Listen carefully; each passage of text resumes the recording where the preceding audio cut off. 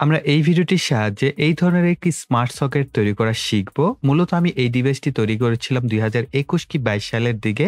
এটা আমার স্টুডিওর বিভিন্ন লাইটগুলোকে আমি স্মার্টফোনের সাহায্যে অন অফ করার জন্যই তৈরি করেছিলাম। সো সময়টা আপনারা একটু খেয়াল করবেন 2021 কি 22 সালের দিকে। ওই সময়কার কিন্তু ওয়াইফাই ডিভাইসগুলো খুব একটা অ্যাভেলেবেল ছিল না বা এতটা সস্তা প্রাইজেও পাওয়া যেত না। এই কারণে আমি নিজের জন্য নিজের ডিভাইসটা নিজেই তৈরি করে নিয়েছিলাম এবং এইখানে যে প্রোগ্রামিং সেকশন বা হার্ডওয়্যার সেকশনগুলো আছে, আই থিঙ্ক আপনারা যারা কিনা চাচ্ছেন নিজেরাই একটা ওয়াইফাই ডিভাইস তৈরি করবেন বা ইন্টারনেট কন্ট্রোল আইওটি প্রজেক্ট তৈরি করবেন, তাদের জন্য এই ভিডিওটি অনেক বেশি উপকারে আসতে পারে। এই কারণে মূলত এই ভিডিওটি শেয়ার করা। আর যেহেতু এই প্রোডাক্টটা আমি তৈরি করেছিলাম 2021 কি 22 সালের দিকে, ওই সময়কার দামের প্রাইস যদি আপনারা চিন্তা ভাবনা করেন তো বর্তমান প্রাইস এবং তখনকার প্রাইসে কিন্তু অনেকটাই ডিফারেন্স চলে আসছে। আপনাদেরকে বলবো যে প্রজেক্টের কোন পার্টসের আসলে দাম বেশি হলো না কম হলো সেই সমস্ত বিষয়গুলো বিবেচনায় না আনার মূলত আমরা এডুকেশনাল পারপাস এই ভিডিওটি আপনাদের সাথে শেয়ার করছি। আই থিঙ্ক এটা আপনাদের অনেকেরই অনেক বেশি উপকারে আসবে, যার সাহায্যে ইন্টারনেটের মাধ্যমে পৃথিবীর যে কোনো প্রান্ত থেকে ডিভাইসটিকে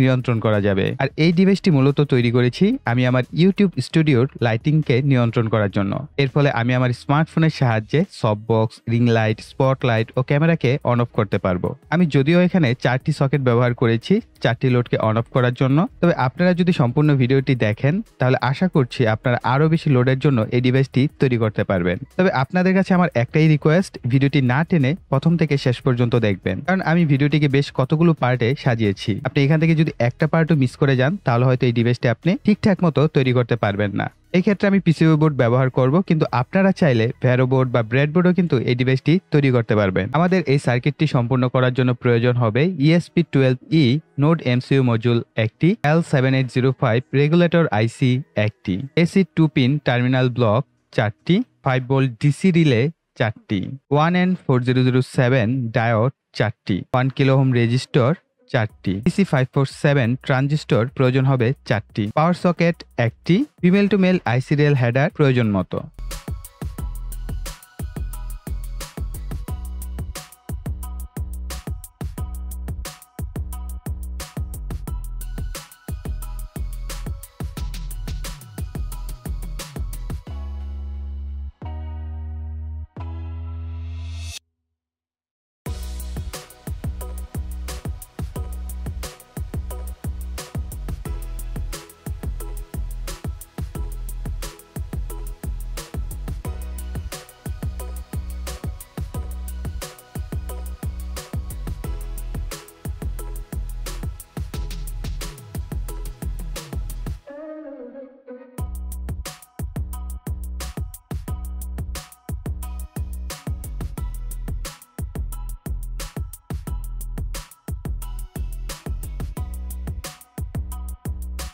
আপনি যদি একটি রিলের কানেকশন বা একটি লোডের জন্য কানেকশন প্রপারলি বুঝতে পারেন তাহলে আশা করছি আপনার আর কোনো সমস্যা থাকবে না। আপনি 8টি 10টি যতগুলো লোড দরকার আপনি ততগুলো লোডের জন্য কিন্তু তৈরি করে নিতে পারবেন। প্রথমত আপনারা একটু রিলের কানেকশনটা বুঝে নেন। রিলের টোটাল হচ্ছে 5টি পিন থাকে, যার একটি পিনের নাম হচ্ছে কমন আর 2টি পিন থাকে কি কয়েল। এই 2টি পিনের ভিতরে দেখেন ইন্টারনালি একটি চিত্র আঁকা আছে, এটা হচ্ছে কয়েলের সিম্বল। আর হচ্ছে NC একটা পিন আছে, NO একটা পিন আছে, অর্থাৎ নরমালি ক্লোজ, নরমালি ওপেন। ঠিক এই চিত্রেও একই জিনিস করা হয়েছে। এখানেও দেখেন NO একটি পিন আছে, এটা হচ্ছে আমাদের এই যে NO পিন, আর একটি NC পিন অর্থাৎ নরমালি ক্লোজ, আর একটা হচ্ছে C কমন, এইটা হচ্ছে এই আমাদের কমন পিন। দুইটা কয়েল যে আছে এই যে এটা হচ্ছে আমাদের কয়েলের এক প্রান্ত আর এইটা হচ্ছে কয়েলের আরেক প্রান্ত। ক্লিয়ার? এই হচ্ছে আমাদের রিলের ইন্টারনাল কানেকশনটা। ডায়োডের দেখবেন এক মাথায় সাদা দাগ দেয়া থাকে, এটা হচ্ছে আমাদের এই কাটা মাথা।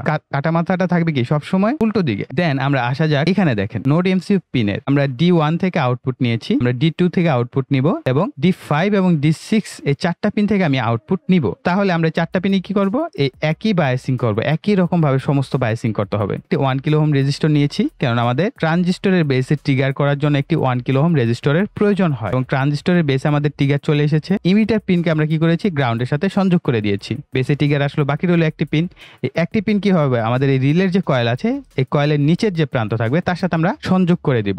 আপনি সোল্ডারিং করে দিতে পারেন অথবা ব্রেডবোর্ড হলে ব্রেডবোর্ডে কানেকশন করে দিবেন জাম্পার ওয়্যার দিয়ে। দেন এবার আসা যাক রিলের আউটপুট কানেকশন। আর রিলের ব্যাপার হচ্ছে কি, আপনি যদি 5 ভোল্টের রিলে ব্যবহার করেন তাহলে এখানে আপনি 5 ভোল্ট সাপ্লাই দিবেন, অর্থাৎ কয়েলের এই প্রান্তে 5 ভোল্ট দিবেন। আর যদি 12 ভোল্টের রিলে হয় তাহলে আপনার এখানে কত সাপ্লাই দিবেন, 12 ভোল্ট সাপ্লাই দিবেন। আর ভ্যারো বোর্ড বা ব্রেড বোর্ডে ব্যবহার করতে চাই তাহলে আমরা যে কাজটি করব, আমরা এই V in a positive 5 volt দিব আর যে কোনো একটি গ্রাউন্ড টার্মিনালে গ্রাউন্ড সাপ্লাই দিব। তাহলে আমাদের এই যে নোড এমসিইউ মডিউলটি আছে এটি কিন্তু পাওয়ার পেয়ে যাবে। এখন এই রিলে আউটপুটের কানেকশন, রিলেতে দেখেন নরমালি ক্লোজ যে পিনটি থাকে বা এনসি পিন থাকে, সেই পিনের সাথে ইন্টারনালি কিন্তু আমাদের কানেক্ট থাকে, কমন পিনটা কানেক্টেড অবস্থায় থাকে অর্থাৎ সংযোগ অবস্থায়। কিন্তু যখনই আমাদের এই ডিভাইসটি অ্যাক্টিভ হবে, অর্থাৎ আমাদের এখান থেকে যে D1 পিনে কোনো সিগন্যাল আসবে, সেই সিগন্যালটা কি করবে, আমাদের বেসে ট্রিগার দিবে। বেসে ট্রিগার দেওয়ার মানে কি, আমাদের এই যে রিলে এক প্রান্তে পজিটিভ দিয়েছি, আরেক প্রান্তে কি গ্রাউন্ডের পথটাকে আমরা ট্রানজিস্টর দিয়ে বন্ধ করে রেখেছি। যখন এখানে ট্রিগার আসবে সাথে সাথে এই পথটা খুলে যাবে এবং আরেকটা কয়েলে কি হবে, আমাদের গ্রাউন্ড সাপ্লাই চলে আসবে। তখনই আমাদের সাথে সাথে এই কন্ট্যাক্টটা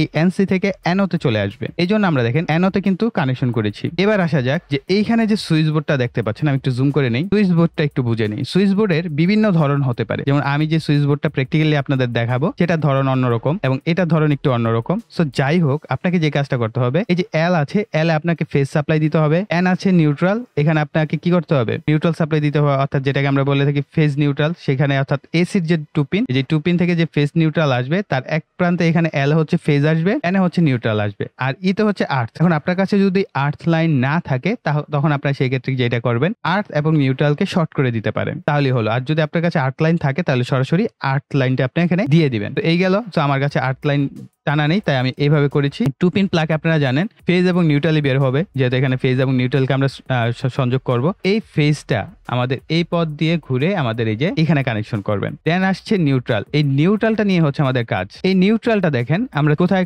কানেকশন করেছি, এই রিলের কমন, অর্থাৎ আমাদের এই রিলের কমন পিনের সাথে সংযোগ করব। এনসি পিন খালি থাকবে, কোনো কিছু কানেকশন করতে হবে।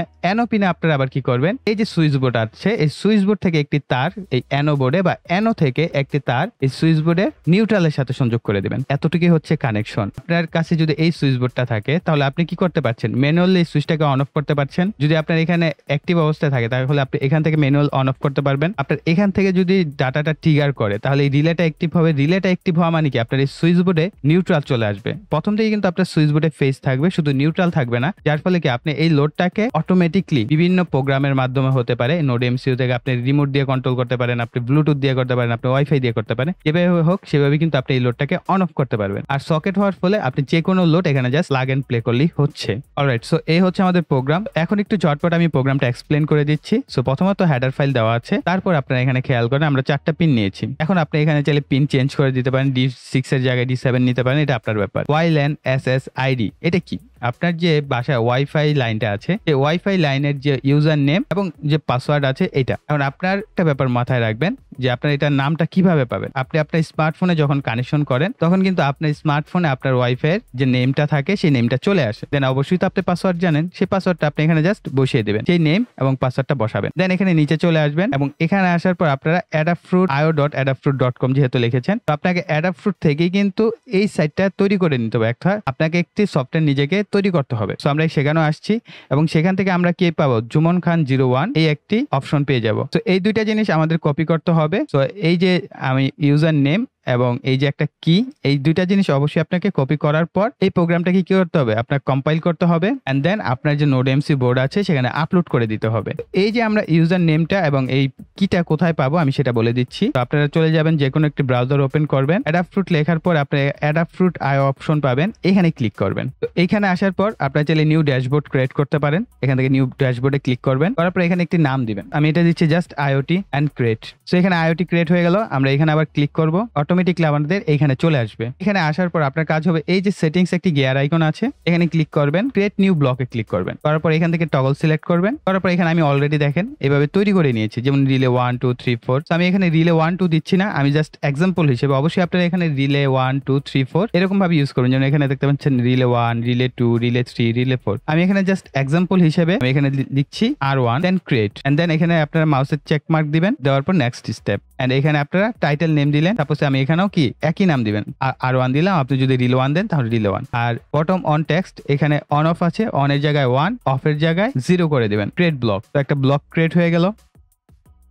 রিলে 2, রিলে 3, রিলে 4 এইভাবে কিন্তু আপনি যতগুলো দরকার আপনার ততগুলো ফিট তৈরি করে নিতে পারবেন। তো 4টা ফিট তৈরি হওয়ার পর আপনি এখান থেকে মাইকি অপশন পাবেন। অবশ্যই কি করতে হবে, আপনাকে প্রথমে এখানে একটি অ্যাকাউন্ট রেজিস্ট্রেশন করে নিতে হবে। তো এখানে আসার পর আপনি মাইকি পাবেন। এই মাইকি থেকে আপনার দেখেন এই যে আমার ইউজার নেম, এই হচ্ছে আমার পাসওয়ার্ড। আমি এই ইউজার নেম আর পাসওয়ার্ড ব্যবহার করলেই আমার কি সফটওয়্যারটি ওপেন হয়ে যাচ্ছে। আমি যদি আমার স্মার্টফোনে ওপেন করতে চাই তাহলে আমি এখানে যে অ্যাকাউন্টটা খুলেছি ঠিক একইভাবে ওই অ্যাকাউন্টের ইমেল আইডি এবং পাসওয়ার্ড দিয়ে যদি আমি আমার স্মার্টফোনে লগ ইন করি তাহলে আমি ঠিক একই ইন্টারফেস পেয়ে যাবো। তখন আমি এটাকে মোবাইল অ্যাপস হিসেবেও ব্যবহার করতে পারবো। আই থিঙ্ক আপনারা এই বিষয়টা ক্লিয়ার যে আপনার এখান থেকে ইউজার নেমটা কপি করবেন আর এখান থেকে কিটা কপি করবেন। এবার প্র্যাকটিক্যাল ভাবে কিছু বিষয় আপনাদের সাথে শেয়ার করছি। তবে এই ধরনের সকেটগুলো এক এক রকমের কানেকশন হয়ে থাকে। আমি যে সকেটগুলো ব্যবহার করছি সেগুলোর কানেকশন আমি আপনাদেরকে বুঝিয়ে দিচ্ছি। প্রথমে আমি সার্কিটে ইএসপি নোড এমসি মডিউলটিকে বসিয়ে নিয়েছি। তারপর রিলেতে যে কালো তারগুলো আপনারা দেখতে পাচ্ছেন এগুলো সাধারণত কমন করা হয়েছে, অর্থাৎ একটা রিলের আউটপুটের সাথে আরেকটা রিলের আউটপুটকে আমরা শর্ট করে নিয়েছি। এবং খেয়াল রাখবেন উপরেরটার সাথে যেন কানেকশন করা হয়, অথবা নিচেরটা যদি করেন তাহলে নিচেরটার সাথে যেন কানেকশনটা করা হয়। অপর যে টার্মিনালটি আছে সেখান থেকে একটি করে তার কিন্তু আমাদের এখানে সকেট বোর্ড আছে, সেই সকেট বোর্ডে চলে গেছে।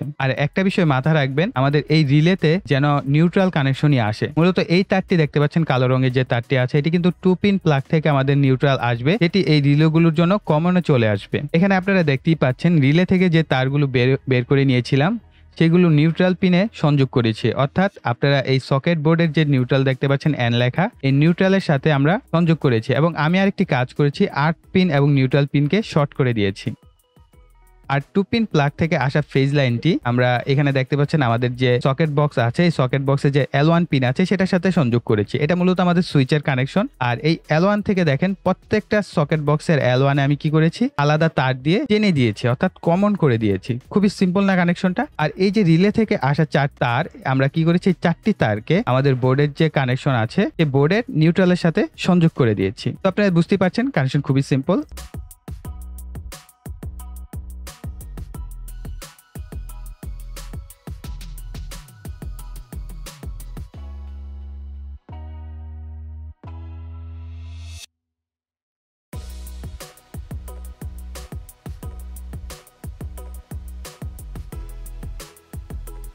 আমি সার্কিটে পাওয়ার সরবরাহ করার জন্য আমি একটি চার্জার ব্যবহার করছি। আমি মোবাইলে adafruit.com থেকে লগ ইন করে নিয়েছি। সো এখন আমি প্রজেক্টটি ওপেন করে একবার চেক করে দেখছি যে রিলেগুলো ট্রিগার নিচ্ছে কিনা। এবার আমি এসি সাপ্লাই দিব, অর্থাৎ 2 পিন প্লাগকে প্লাগ ইন করে নিব। এবার সকেট বোর্ডগুলো চেক করে নিচ্ছি। আপনারা দেখতেই পাচ্ছেন সকেট বোর্ডে যে রেড কালারের বাতিটা আছে সেটি কিন্তু অন অফ হচ্ছে।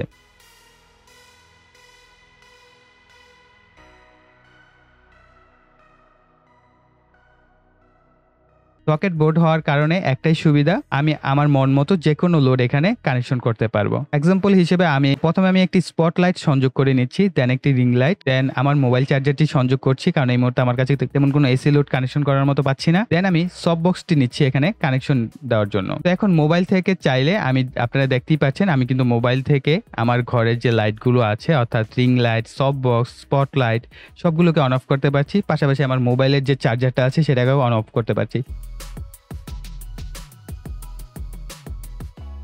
ছিল আমাদের ভিডিও। আশা করি ভিডিওটি আপনাদের ভালো লেগেছে। ভালো লাগলে ভিডিওতে একটা লাইক দিবেন, কমেন্ট করবেন, ভিডিওটি শেয়ার করবেন। আর যারা এখনো চ্যানেলটি সাবস্ক্রাইব করেননি চ্যানেলটিকে সাবস্ক্রাইব করে পাশে বেল আইকনটি অ্যাক্টিভ করে দিবেন পরবর্তী ভিডিওর নোটিফিকেশন পাওয়ার জন্য। তো এই বলে এখানে বিদায় নিব। সকলে ভালো থাকবেন, সুস্থ থাকবেন, টাটা।